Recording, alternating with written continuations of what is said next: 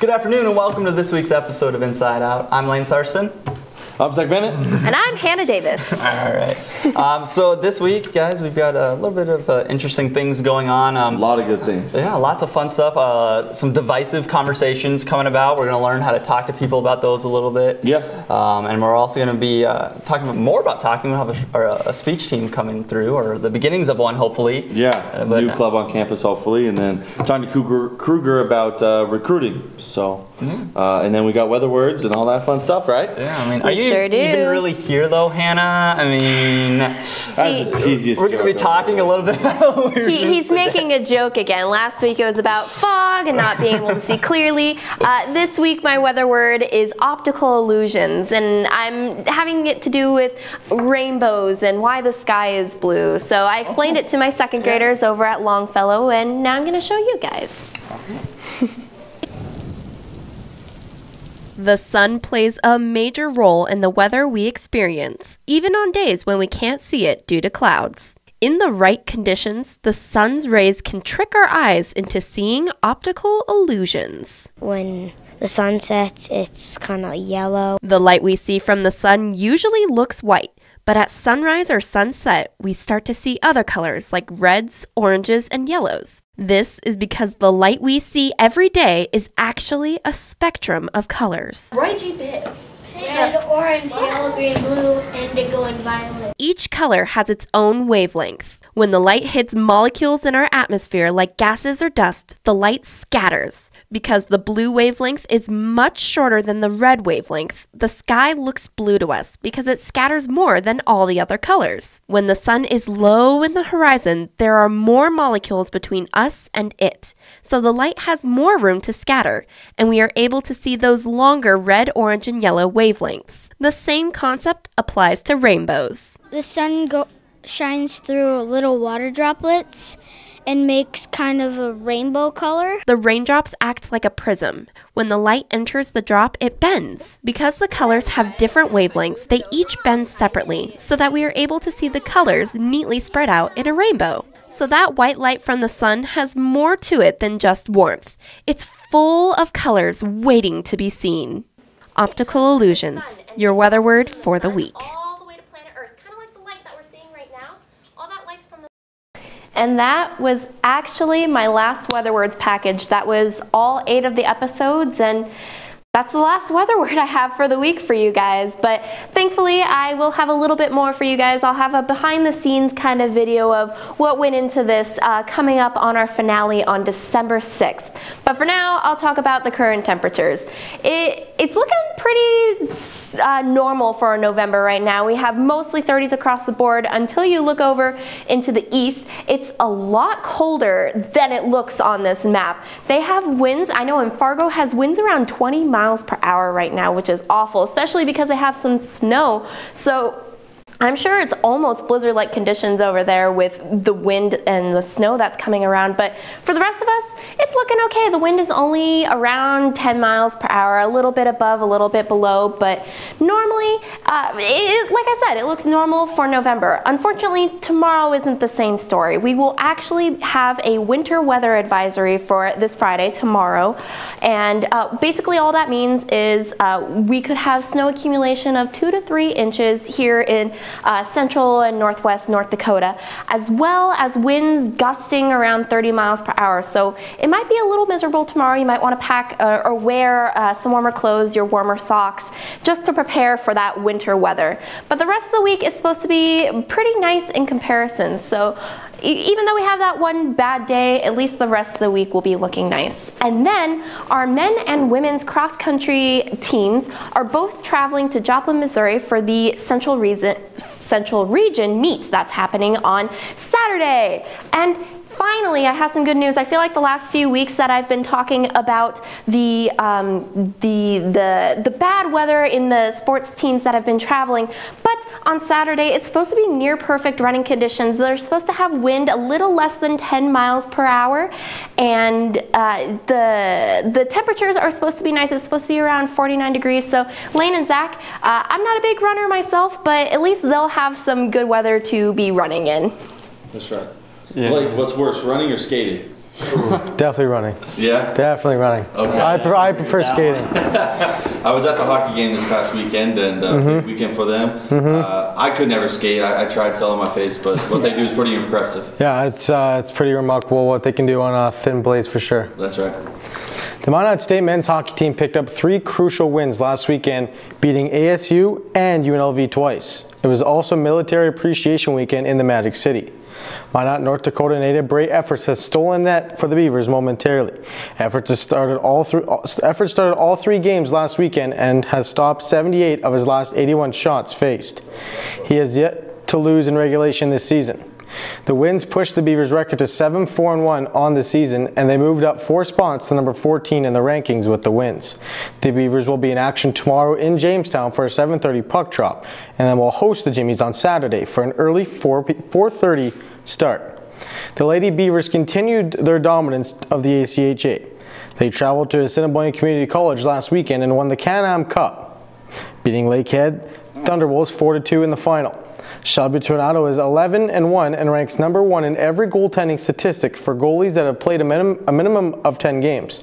Mackenzie Ballog picked up 2 points in the tournament and still leads the nation in points with 35. Sammy Jo Henry and Vanessa Grimstad are 2 and 3 right behind her. The Beavers are still number 1 in the rankings with a 13-1 record this season and will be in action on November 30th and December 1st when they travel to Midland to take on the Warriors. Change is officially underway for the men's basketball team. Gone are all starting 5 from last year and all-time scorer Tyler Rudolph. The new era of Beavers basketball is off to a 3-1 start to begin the season. After dropping the first game of the season, the Beavers have rattled off 3 wins in a row. David Akibo has been leading the way up front, averaging 15.3 points per game and also averaging 11.3 rebounds.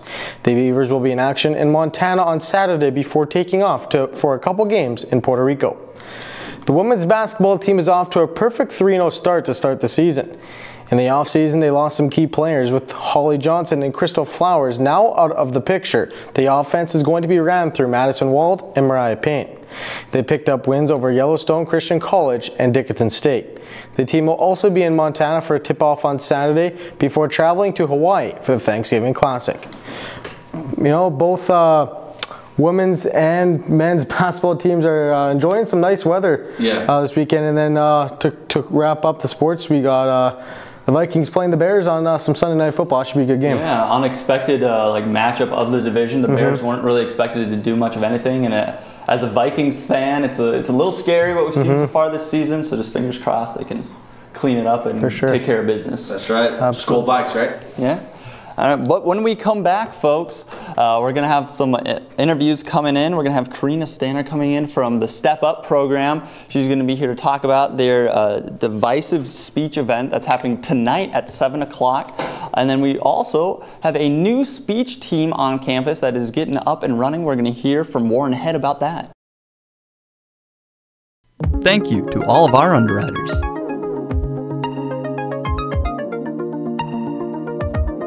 All-American Trophies for all your screen printing and embroidery needs. ArtMade, offering custom frames, art supplies, and jewelry. Buffalo Wings and Rings, a sports restaurant experience located in South Minot. Badlands Bar and Grill, located on 31st Avenue in Minot. Fiance, with all your prom and bridal needs, located in downtown Minot. KCJB 910 AM, Minot's news and information station. Buffalo Wild Wings, wings, beer, sports. KIZZ FM Z94, playing today's hit music. Mix 99.9, Minot's music mix. Happy Joe's Pizza and Ice Cream, serving the Midwest since 1972. KRRZ, 1390 AM, Minot's classic hits. KZPR 105.3 FM, Minot's rock station. Jacobson Music, bringing music to the Northern Plains since 1980. Qdoba, easy, on time, full of flavor. MSU Beavers Hockey. Online info at msubeavers.com. Forward Communication, connecting professionals in the Midwest. MSU Theater Department, year-round entertainment. The Red and Green, MSU's student-run newspaper. MSU Bookstore, for all your campus needs. Spicy Pie, pizza, grinders, beer. Magic City Hoagies, locally owned sandwich shop located in Southwest Minot. Taco John's, offering fresh tacos, burritos, nachos, and breakfast. Thrive-In Financial, connecting faith and finances. PMQ Entertainment, performing at weddings, proms, and dances. The Pursuit, creating a place in Minot where everyone is welcome. Mouse River Players, community theater since 1971. H-Bar-B Construction, for all your oil field needs. Bear Scat Donuts, located on Broadway across from Minot State Campus.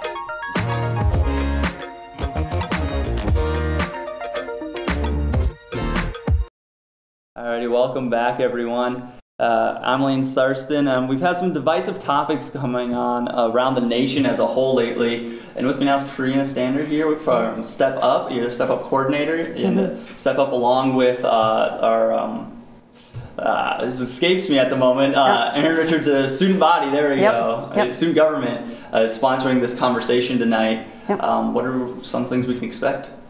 So it's just a conversation where we're going to bring people together, and we have a few people that we've kind of noticed that do carry out these conversations very well. So Aaron Richard is one of them, and then Andy Birch is another, but we've just kind of opened it to the community to be able to bring everyone together to talk about how to have these difficult conversations, because a lot of times when these hot topics come up, whether it's you're Republican or Democrat, or you're for marijuana or for not legalizing it, to think about how we have those conversations with other people. So it's a conversation about having conversations, so you're kind of modeling a conversation, but at the same time talking about how to go about having those conversations with people, because it's an important topic for college students to be able to know how to do, especially for a lot of them, they're first-time voters.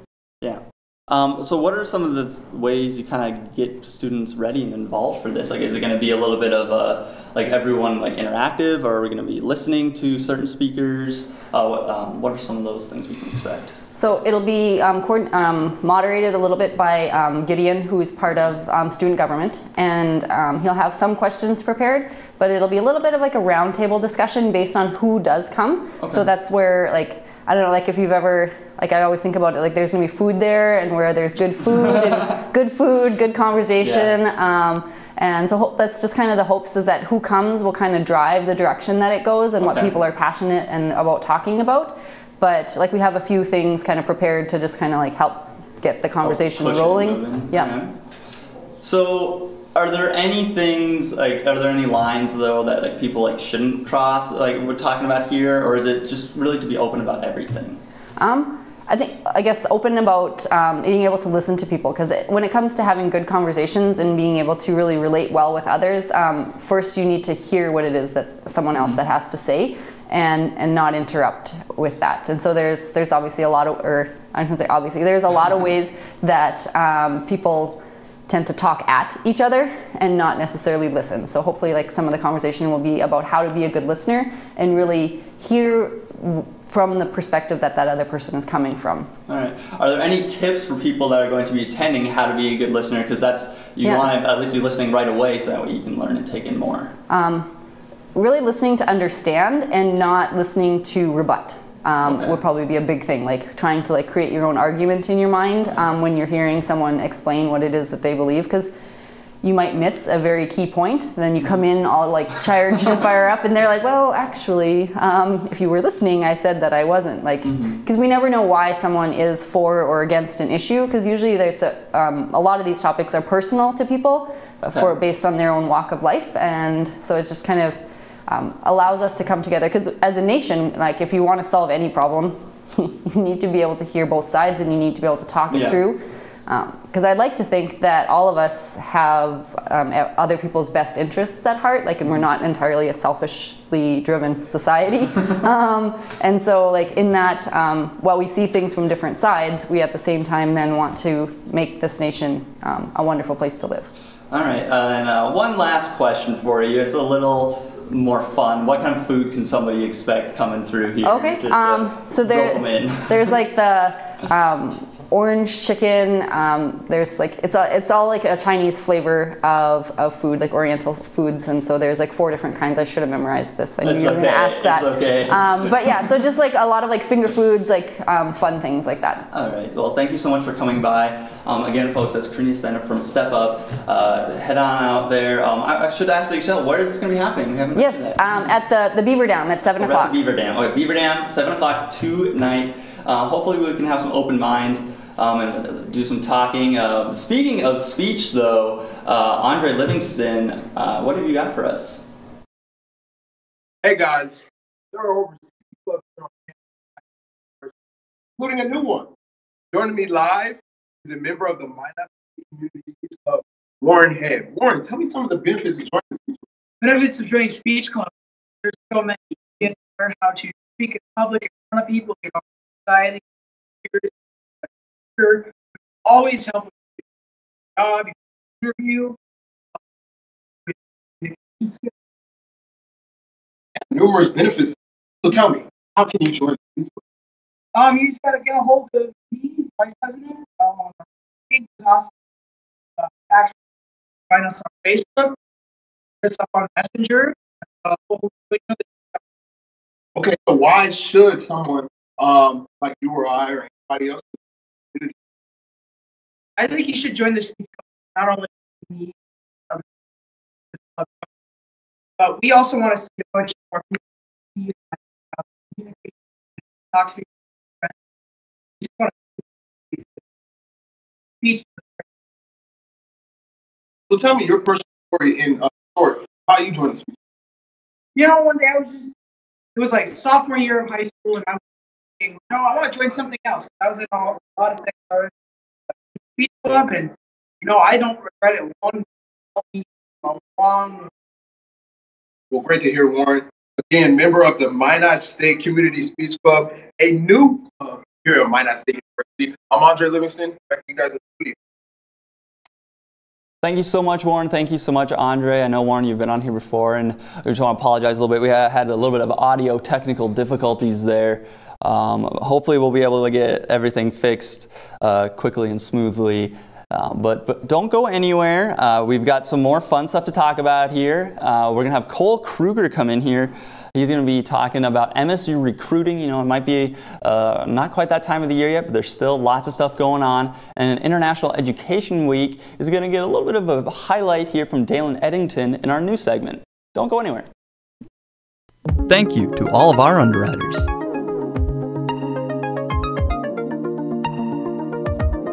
All-American Trophies for all your screen printing and embroidery needs. ArtMate, offering custom frames, art supplies, and jewelry. Buffalo Wings and Rings, a sports restaurant experience located in South Minot. Badlands Bar and Grill, located on 31st Avenue in Minot. Fiance, with all your prom and bridal needs, located in downtown Minot. KCJB 910 AM, Minot's news and information station.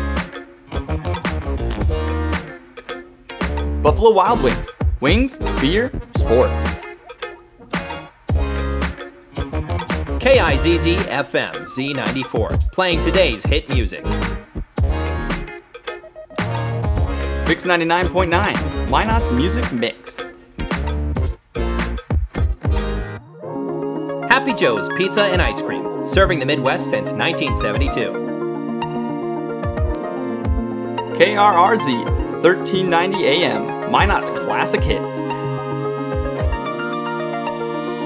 KZPR 105.3 FM, Minot's Rock Station. Jacobson Music, bringing music to the Northern Plains since 1980. Qdoba, easy, on time, full of flavor. MSU Beavers Hockey, online info at msubeavers.com. Forward Communication, connecting professionals in the Midwest. MSU Theater Department, year-round entertainment. The Red and Green, MSU's student-run newspaper. MSU Bookstore, for all your campus needs. Spicy Pie, pizza, grinders, beer. Magic City Hoagies, locally owned sandwich shop located in Southwest Minot.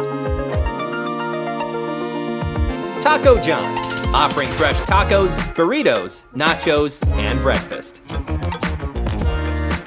Thrivent Financial, connecting faith and finances. PMQ Entertainment, performing at weddings, proms, and dances. The Pursuit, creating a place in Minot where everyone is welcome. Mouse River Players, community theater since 1971. H-Bar-B Construction, for all your oil field needs. Bear Scat Donuts, located on Broadway across from Minot State Campus.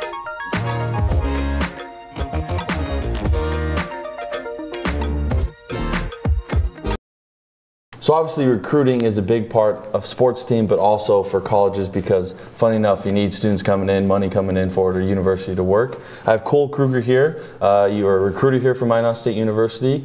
So I guess the first question I ask you, like a day-to-day activities, what does a recruiter do for a university? Yeah, so it's, first of all, it's the best job in the world. Okay.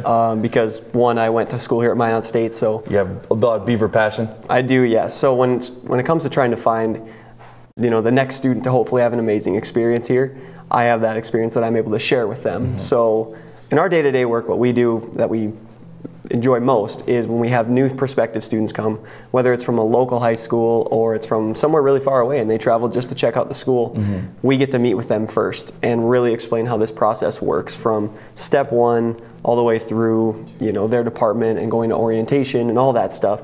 But that's just a day in the office. It really expands to a lot more than that in terms of like driving to their school and stuff like that too. That's really cool.